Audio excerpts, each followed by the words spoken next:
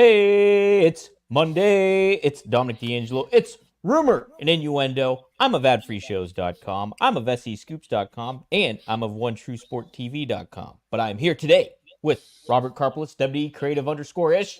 Robert, happy Monday to you. I hope your Gators won. I did not see the game, so I don't even know the score if they did. Oh, they won. It was my first time getting to go to a live game in about a decade. First time I took my daughter to a game, which was a blast.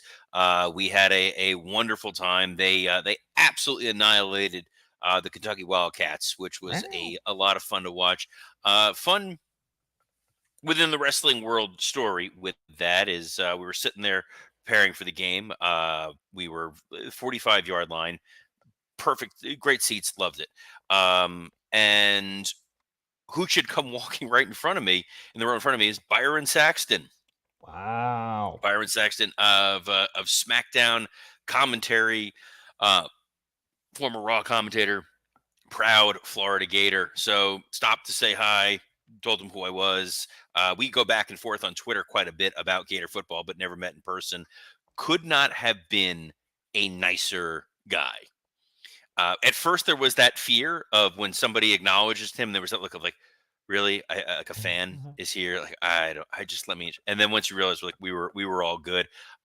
Just super nice guy. Checked in to make sure my daughter was enjoying the game. Real class act. Big. I was already a big Byron Saxton fan before. It has now grown exponentially larger. Having interacted with him at the Gator game there, so Byron Saxton, hell of a dude. A couple of hell of a dudes are the folks that are joining us here live in the chat. Alt Jake says, "Good morning, Rumor Rights. Happy Monday, I guess. Wait, no, happy damn that Jeff Jarrett day. We're streaming on ad-free shows right now, so Jarrett's backed off. He knows." Dre Owen says, "Just made it. TK, listen to Robert and advertise some matches for the Dynamite." I'm adding in the for Dom. Thank you. And then Wrestling Old Head says, "R&I Tribe, good after morning to you all. Roman hiked the ball like a nut job and got sacked in the end zone. Maybe the head coach, Wise Man, needs to return and run a hot route." That's a lot of football talk here for a Monday, and I don't have a DraftKings promo queued up to throw to here. Would have been a perfect opportunity as Dom is wisely wearing Pirates and Penguins gear. I am. We've gotten some hate on social media that you cursed the New York Football Jets. Yes, I went to the game on last night, Sunday Night Football. I was there, wearing Jets gear, and they lost again. And I'm gonna make a little concerted effort to not be wearing their stuff. Just seeing what happens, Just seeing what happens. So were you there as an invited guest of Donald Trump? I know that you only Oh, commiserate with people who don't promote our show, that's like a it. Rob Van Dam or a Greg Gagne or a Magnum TA or a Kevin Nash or Arn Anderson. Or so yeah, I assume that was why you were hanging out with Trump. Well, the funny thing is there was a person who ran on the field with a Trump sign. A woman ran on the field, and they had to apprehend her. I had no ties to such tomfoolery or anything like that. I was too Well, if focused she on my was an Jets effective nod. runner, she could have been signed by the Jets. That's a good point. They needed all the help they could get. Man, I'm still cautiously optimistic. And they're only 2-5. It's an early season still. We'll be fine. The Dolphins game yesterday was a I'm glad the Gators won. You don't Let's like put it. Tim Boyle? Man, we really are. Yeah. We're not here to talk that. We're here to talk No. the world of professional wrestling, the most important sport that exists in the world. I'm gonna have some unpopular moments on this episode. I can feel it. Oh, okay. Hey. Well, I know we're gonna talk the SmackDown and the Raw, but there's also that Rolling Stone article that Yes. we will get to. But we can work our way up to it based on the chart, because if I go too far off the rails, we'll run out of time. Yes. All right. Well, let's hit it. Let's I go don't like how to quickly you said yes. You're like, yes, you're gonna go long. you're a agent of chaos, Robert. Clearly. Long-winded gas bag. That's fine. Well, SmackDown. Let's talk about that a little bit. Big highlights from it. Jey Uso showed up, confronted the Bloodline. The new Bloodline confronted his little brother, Solo Sikoa, and told him, "Hey, listen, if you want to upend Roman, go ahead, but don't divide the family while you're doing it." And Solo wanted him to shut his trap. Uh, Robert, I really, really like this segment. I think the aspect of adding Jey Uso into the mix even elevated it a little bit more than what Roman Reigns has done with this new Bloodline storyline. I think him jabbing right back at somebody like a Jacob Fatu and setting an early tease for that was really, really intriguing. I think he is a great antithesis. Is that I say that right? Did I say that right? Antithesis. Okay, close enough. To what Solo and them are doing, and I think it elevates them. What do you think about this segment and overall how it was executed? We continue to talk about how they are finding ways to extend this bloodline storyline in unique, in different paths. And what made this Jey Uso presentation throughout SmackDown fascinating was we saw what happened on Raw. Yes, it was a time traveling Raw from the week prior and the week after. We get it, but the idea of Jey was showing up there not because he was siding with Roman and Jimmy Uso. This was not I am here to help support the baby faces. It was a genuine, earnest, like, I get what you're doing here, Solo. I love that you want to unite everything and you want to course correct and you want to fix this. Not with them. Yeah. You went ahead and you did the one thing you weren't supposed to do that no one was supposed to do, which is you brought in Tamatonga, you brought in Tongalo, you brought in Jacob Fatu. There's a reason they were not part of this to begin with. And for that, it's clear that I cannot stand by your side. If you want to get rid of them, you want to make an earnest go of this, I will totally back you. But if that's not going to happen, I'm done. So I love that. I also love the way that Roman spoke to Jey Uso was a callback. I saw this on Twitter.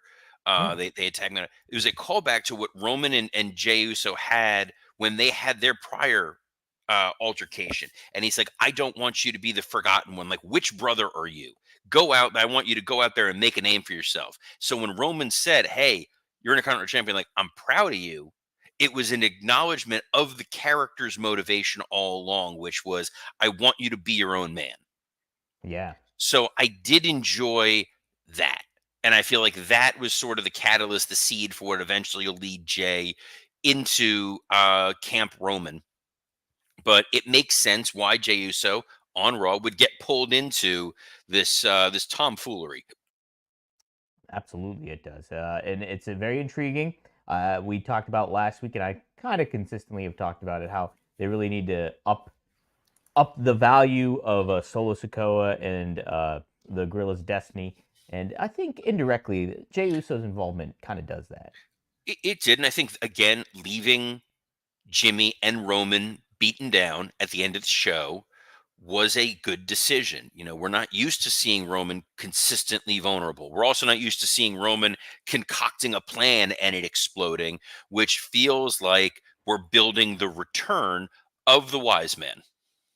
Oh yeah, that's all leading to that. All leading to that. Um, hey, they led in to the Motor City Machine Guns making their debut on SmackDown. Pretty cool segment in between with Nick Aldis and the Motor City Machine Guns, acknowledging the history that those three has had and with TNA and everything like that.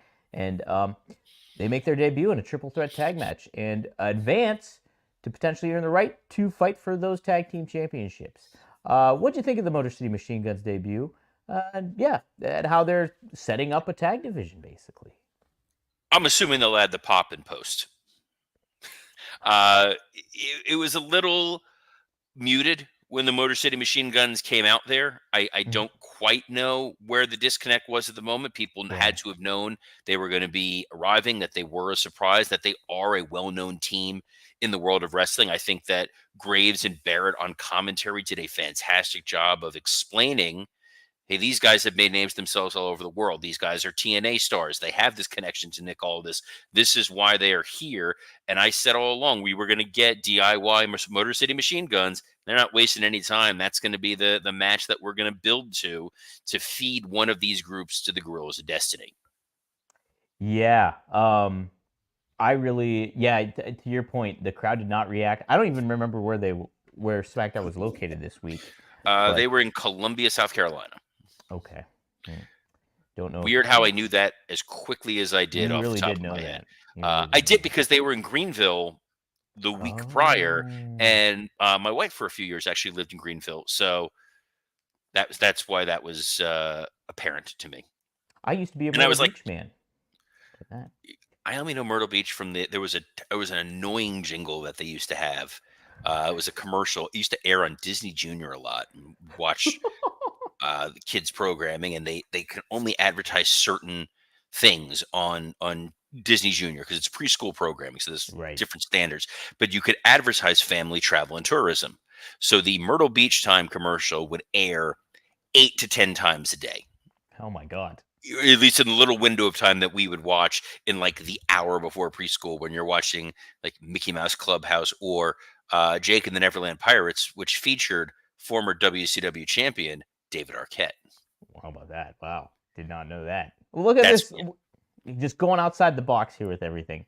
you got to tie it all back into wrestling. You I'm really trying do. to build up the positive before we get to the second half of this Let me broadcast. just add too. I mean, despite them not getting a reaction from the crowd, I love Motor City Machine Guns. I think they will add so much to what WWE is doing, and WWE is getting the jump on building a tag team division and adding a tag team division more so than what AEW had been doing all along here.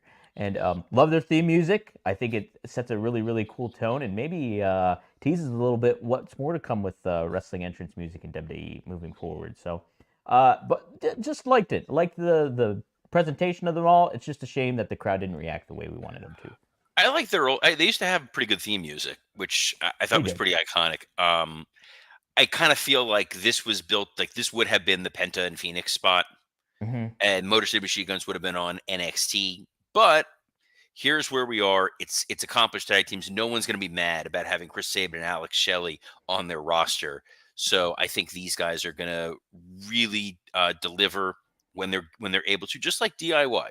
DIY might not always be the focal point. They might not get a tremendous reaction. Crowds enjoy them. They're absolutely reliable. They're capable hands. They're people you can kind of move up and down anywhere on the card. So good get for the Motor City Machine Guns. We'll see what the future has in store for them. Robert, any other takeaways from SmackDown before we get to the meat and potatoes potentially of this episode? It was a just kind of their episode for the most part. I loved the Kevin Owens in the car video that he sent in. This continued notion, the idea of Randy, here's why what you did broke my heart, and I've been in this company for a long time, and at least I thought I understood you. I get Cody's gonna be Cody, and Cody on this SmackDown, boy was Cody. Um, that Discuss it. pro To be honest, forthright, I only saw the Roman stuff and the Motor City Machine Guns. So talk have about. you ever seen a Cody Rhodes promo before? Oh yes. Then you saw this promo. He Okay. talked about this big stupid crown jewel title, trying to make it seem important. It felt like watching Tom Selleck try to sell you a reverse mortgage. Oh no. Like, yes, this universal title, which comes from the WWE title, which was the thing that my father held up and was the most important thing, was the most important thing to me. But the chance to be the first ever crown jewel champion, this is a dream match. This is, as a kid, you would have loved to have seen what would happen if Hulk Hogan and Ric Flair. Now you're going to see me and Gunther go after this big, stupid title that means nothing, that is bathed in blood money and blood diamonds. And it is going to be live at like 9 o'clock in the morning from Saudi Arabia. Cody tried his hardest, but man, if he cuts promos like this going forward, they're going to have to turn him heel. Toot sweet.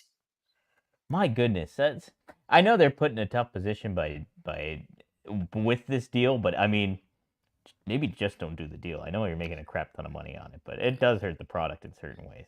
Just to clarify, in case the Saudi royal family is listening, Dom is in Pittsburgh, Hey, not hey guys. Florida. So Mm-hmm. go handle that. I wrote a very polarizing article back in the day Go about kill the Saudi Flanders. deal. So, Oh, howdy okay. ho, neighbors. I've said many potentially in the Working Stiff archive back when it was Wrestle Rose. There may have been one or two gentle jibes, including on or on Twitter. But Khashoggi aside, we love journalists. We love everything that journalists ever write. What's our next topic, Dom? Well, hey, yeah, you might have some gentle jibes at this topic we got talking. I sent our working stiff group chat the Rolling Stone article that happened that came across my radar. I don't remember the name of it, the article, the title of the article, but a big You takeaway are a was, consummate professional, Dom, and that is why we love and respect you. By the way, it was behind a paywall. was it really? So, yeah. So, thanks for I know that. just fine. Well, because Interesting. when you first, you got to dig in. It was called Inside the WWE Writers' Room, A Kingdom Ruled by Fear. Oh, see, I that is the think quote they I may have had. been writing about Saudi Arabia. Yes, yes. Well, Robert, they had some interesting quotes. I don't know how you want to go about this. I could read you some quotes. You could give your feedback on it, or Yeah, no, you can just take the reins and go for it.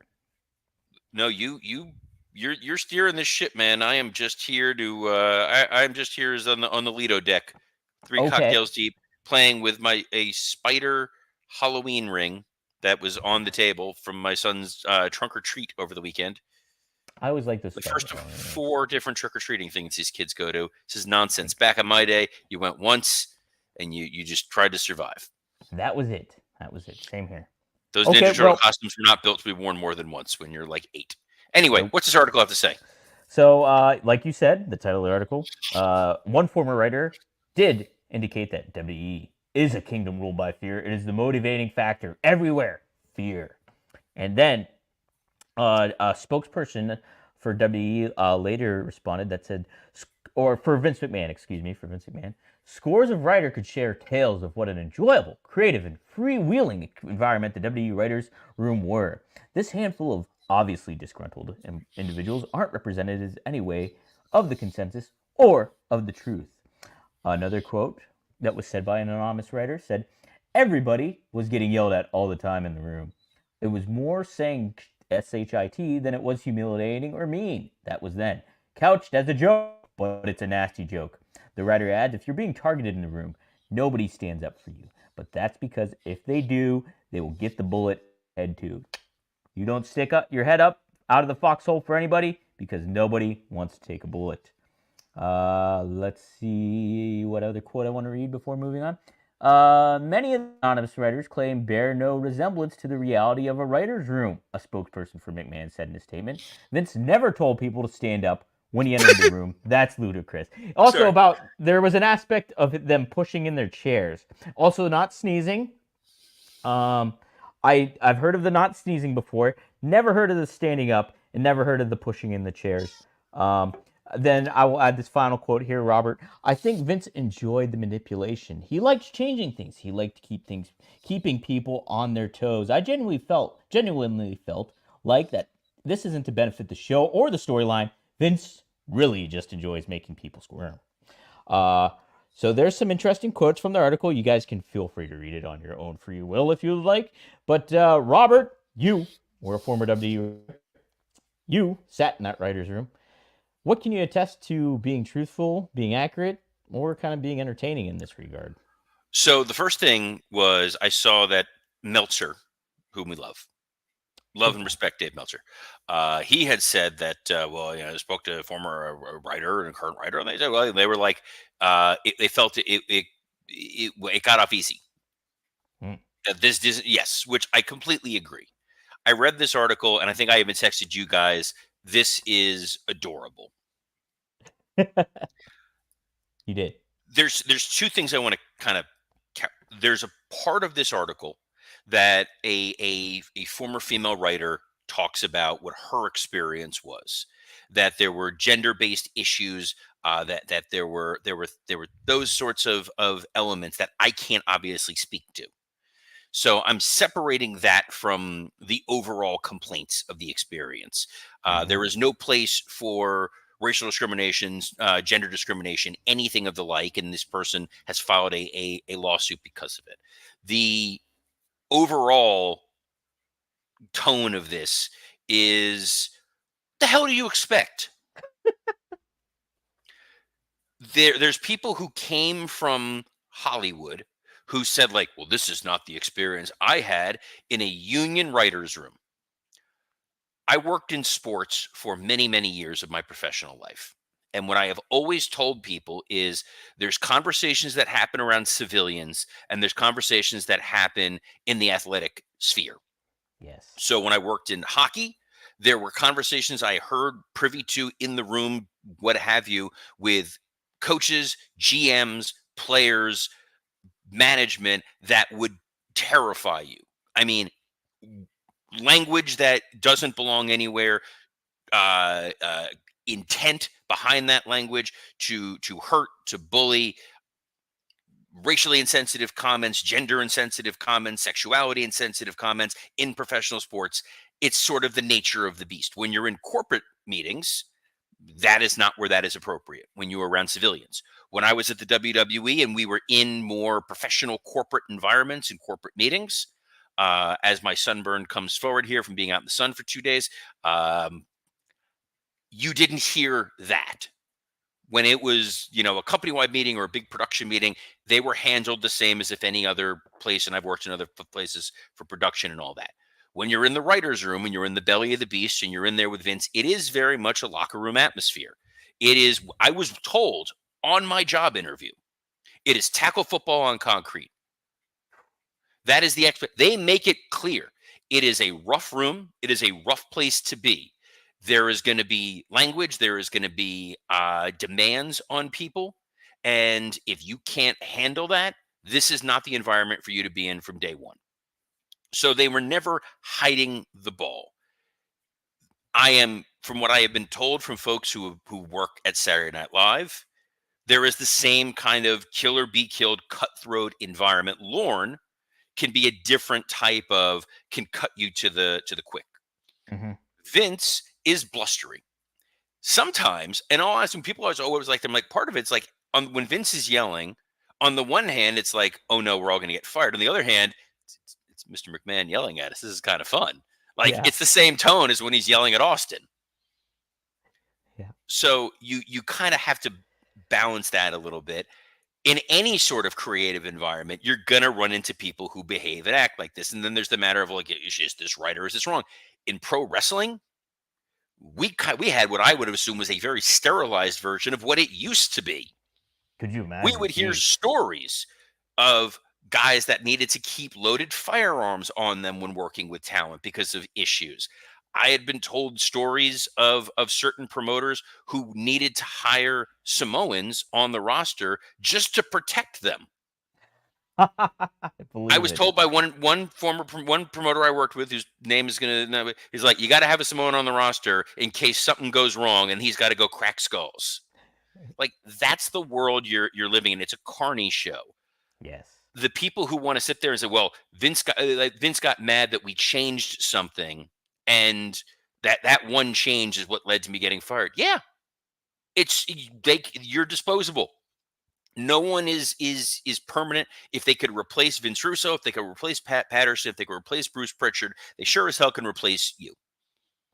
And that is the way Vince believed. It is his sandbox. We've all heard that expression. It was Vince McMahon's sandbox. You do what he tells you to do. And if you don't, you are not going to last. The comments about the racially insensitive material was a pre-tape where they were doing the I Have a Dream thing, and then Neville comes in and is like, well, I have a dream, and that's to win the Royal Rumble. And he's like, I don't feel comfortable doing that. It's a matter of context. It's a matter of what the purpose of that pre-tape was. If the idea was Neville as a character is a tone-deaf, idiotic heel, then that may be why they're doing what they're doing. They're not going to put something out there just to be racially insensitive. There is a motivation behind it because at the end of the day, it's the Bill Watts quote, I don't care black, white, yellow, brown. All I care about is green. It's kind of the way it is. Sometimes Vince likes to be edgy and push things, and he's tone deaf. We've seen lots of that where it's tone deaf. Yeah. And yeah, you pick the hill you want to die on. That's sort of the way that works. So if you want this to be the thing that I'm going to take a moral stand on and I'm going to fight this guy on it, he is very much within his right in a right to work environment based on the confines of your contract that you can be fired at any time as long as it's not for bad reason. for bad cause. So it's good cause or no cause. You want to pick this fight? Go ahead. When Alex Greenfield, one of my good friends, former WWE writer, had tons of shouting matches with Vince. Vince likes confrontation. He likes you to push him, depending on the day. There are some days where, you believe in it, fight me. I'm not going to change it, but fight me. He wants to see that passion. Sometimes he wants you to just kowtow and bow to whatever it is that he wants you to do. Because at the end of the day, it's his show, not yours. Right. And a lot of people rejoiced when Vince left because Hunter, far more reasonable, far more receptive, far more logical person when it comes to creative. For Vince, he is an audience of one, much like Tony Khan is an audience of one. The difference is Vince's audience of one is I am thinking of the guy who's buying a ticket. What does he want to see? Vince hates wrestling. He doesn't want to see a 45-minute wrestling match. If it could be what Vince would have loved is if wrestling was Tuesday Night Titans. Did you ever watch Tuesday Night Titans? No, I haven't, but I'm familiar. And talk show, variety show that would show like 3-minute clips of matches. Okay. That would have been his dream. But he knows, all right, I'm giving the audience what it wants. I get on Tony Khan because Tony Khan's audience of one is Tony Khan. And he does what he thinks would be great and then assumes the audience is going to love that. So Vince will do things that he personally doesn't want, but believes this is what's going to make us the most money. Okay. And as a writer, you learn very quickly, I'm not going to, like, everyone walks in there thinking, I'm going to be the next Paul Heyman and I'm going to spitball and I'm going to be the next Vince Russo and get his ear. You don't get his ear. It doesn't happen. He might like an idea for a moment and then it escapes and he forgets about it. Or someone else gets in his ear and then he suddenly changes entirely. It's a tough working environment. It was not a fun thing. It's a fun job that's not a particularly fun job. I have worked as a fairly high stakes corporate attorney for a number of years. I have been yelled at. I have yelled at people. You have intense moments anywhere in business. It's kind of the nature of the game. It's just right now it is very in vogue to attack Vince, and there are writer stories that you can tell that would genuinely terrify people. With the exception of the one piece in this that was talking about what led to a lawsuit for gender discrimination issues, there was nothing else in this piece that even rose to the top 20 anecdotes that I heard, although we had to stay late until 3 a.m. Yeah. If you don't like that, you don't have to work there.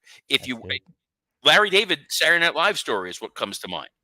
Larry David wrote his sketches early, got his sketches done, and they go, oh no, Wednesday nights are all-nighter. And he's like, yeah, I'm not doing that. And that was when he did the famous, he quit, and then they showed up for work anyway because they cut his sketch during Saturday. But it was that Wednesday moment where he's just like, I'm not dealing with this nonsense.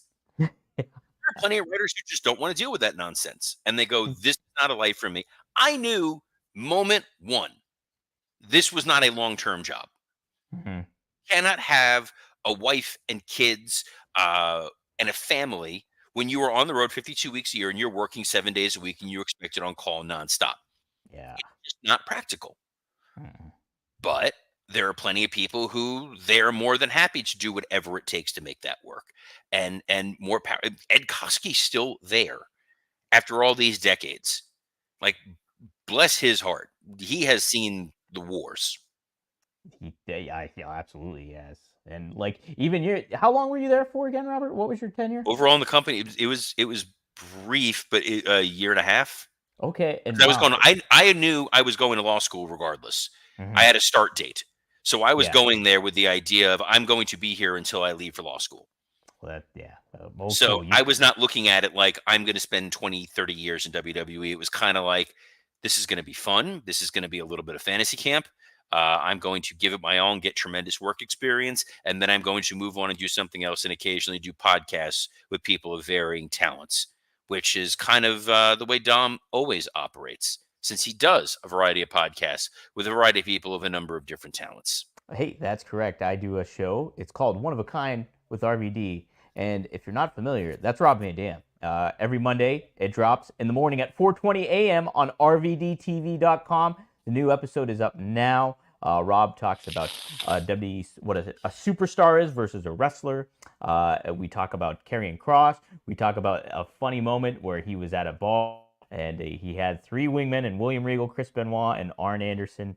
And so the episode is named The Four Wingmen. Check it out. It's up now at rvdtv.com and will be on all audio today at 4:20 p.m. So be sure to subscribe, like, share, give that 5 stars. And check out Straight Talk with the Boss. A new episode is up on fourhorsemannetwork.com, and the audio will be up there soon as well. So be on the lookout for that. Robert, I think this was a really fascinating conversation. Guys, if you have questions for Robert, maybe regarding some writing stuff and some aspects of it to follow up on this, chime in. Hit us up on Twitter or social media, and maybe we'll field a couple questions tomorrow. We'll have a lot to cover tomorrow because there's a Donald Trump interview with The Undertaker. There's Raw we got to review. There's a lot to go down. But Robert, you also had Working Stiff to do as well. So I did. Working Stiff came out. It came out on Friday. For those of you mad at Dom that they didn't see it on Thursday, we did talk about it here. Scott Chapman and I had a hell of an episode. I thought it was the post Wrestle Dream Dynamite. It was a winding back and forth conversation. Got a little bit into the politics of comedy again, which is always really interesting.